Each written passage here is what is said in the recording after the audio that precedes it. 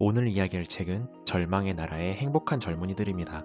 2013년 일본의 베스트셀러로 2015년 한국에 출간되었습니다. 저자는 도쿄대 박사 후루이치 노리토시로 일본 사토리 세대의 민낯을 드러내고 국가의 책임을 묻는 책으로 베스트셀러가 되었습니다.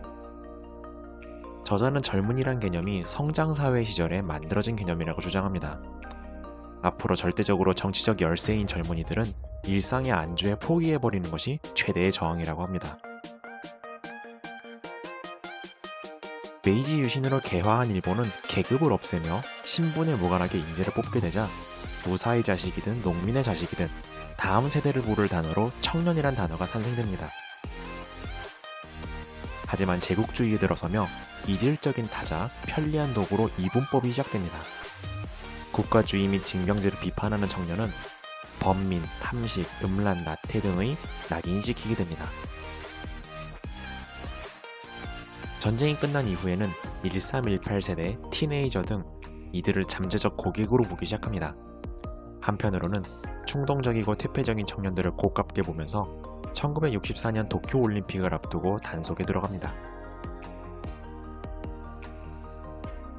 모두가 중산층으로 호황기였던 70년대 이후에는 국민 땡땡이라는 단어가 유행하고 성탄절 등의 축제가 상품화됩니다. 하지만 계급 이동이 점차 없어지고 양극화가 되자 젊은이와 세대론이라는 단어가 본격적으로 시작합니다. 40년대까지는 청년이란 단어가, 70년대부터는 젊은이란 단어가 쓰이고 있습니다. 미디어로 연결된 신세대를 처음에는 캡슐인간, 신인류 등으로 치켜세우다가 이들이 시장성이 없는 것을 알게 되자 곧바로 미디어와 게임의 중독자, 소비의 혐오자로 오타쿠, 사토리 세대 등으로 비난을 하기 시작합니다. 저자는 젊은이에 대한 평가가 사실 중장년층의 자기 고백이라고 합니다. 젊은이들이 발칙하다, 희망이다라는 말은 내가 사회 변화를 따라가지 못한다, 따라간다의 표현이라고 합니다. 저자는 젊은이에 대한 이미지와 실제를 비교합니다.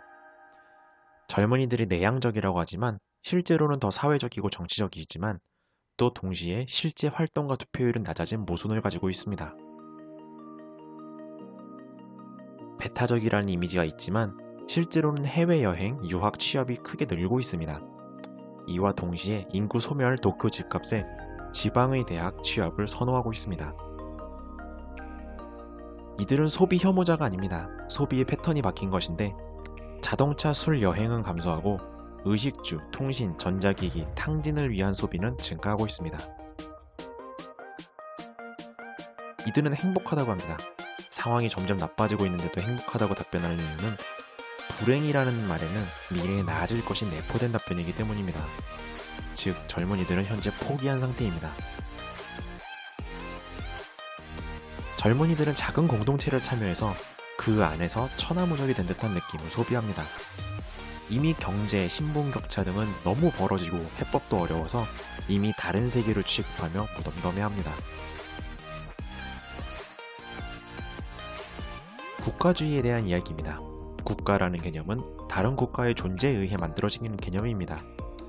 일본은 임진왜란 이후에 이양선이 등장하고서야 폐쇄성을 알게 되고 국가주의를 발명하기 시작합니다. 국력을 위해 국민들에게 교육을 나눠주되 대신 충성심을 품도록 만들고 미디어의 발달이 선동에 쓰이며 기업과 국가가 총력 전시체제에 들어가게 됩니다. 전후에는 국가주의가 다시 해체되기 시작합니다. 다국적 기업은 낮은 법인세를 찾아서 국적으로 옮기며 무정부주의를 외치고 NGO와 협동조합들도 국제 공조하면서 기본소득을 만들자고 운동을 벌입니다. 연결이 세상을 바꾸리란 예측과는 달리 TV와 SNS의 신뢰는 동시에 바닥으로 떨어지고 있습니다. 여론조사상 애국을 한다는 반응도 늘고 있지만 전쟁이 나면은 참여하지 않겠다는 비율도 늘고 있습니다. 이제 시위는 축제가 되었습니다. 사람들은 이념을 떠나 경제를 문제 삼기 시작하고 시위 내용을 모르고도 참석해서 정보를 배우려 하기도 합니다. 만남과 소속감이 부족한 젊은이들이 모여서 도덕적인 소비로 한 걸음씩 사회를 바꿔보려고 합니다. 일본에게 큰 충격을 안긴 사건은 2011년 후쿠시마 원전 사고입니다. 국가의 역할, 이게 나라냐 고민케 한 재난 대처와 국가는 응원 선전모를 뿌리기만 합니다. 위기는 문제에 누적된 결과인데 노인들은 젊은이들을 훈계하기만 해 젊은이들의 마음이 싸늘해집니다. 알려는 호기심에 사람들은 집회에 다수 참여하지만 진지하고 절박한 내용으로 들어서면 발을 빼기 시작합니다.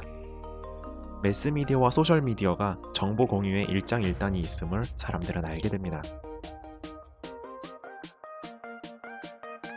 이 책의 핵심이 될 문제 진단과 대안 제시입니다.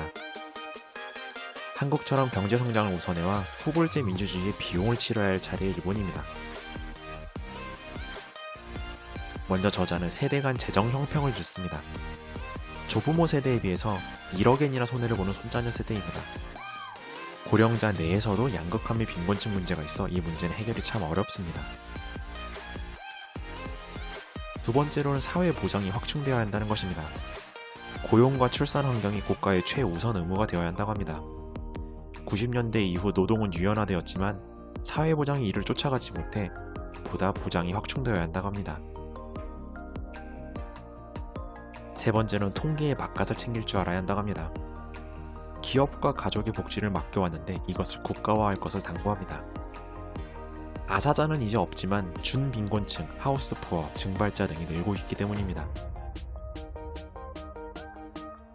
또한 인정욕구와 무연사회가 새로운 화두입니다.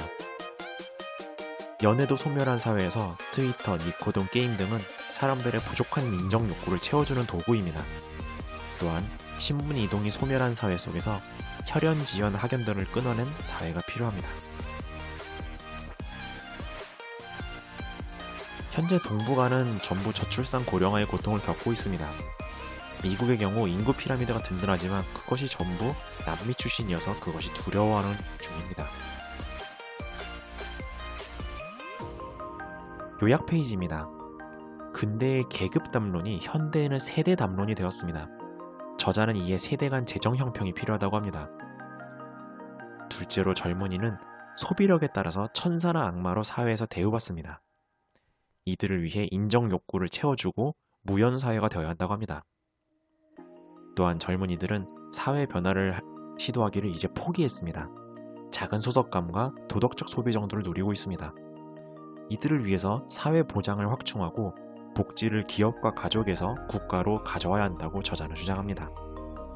이상 책 요약을 마치겠습니다. 감사합니다.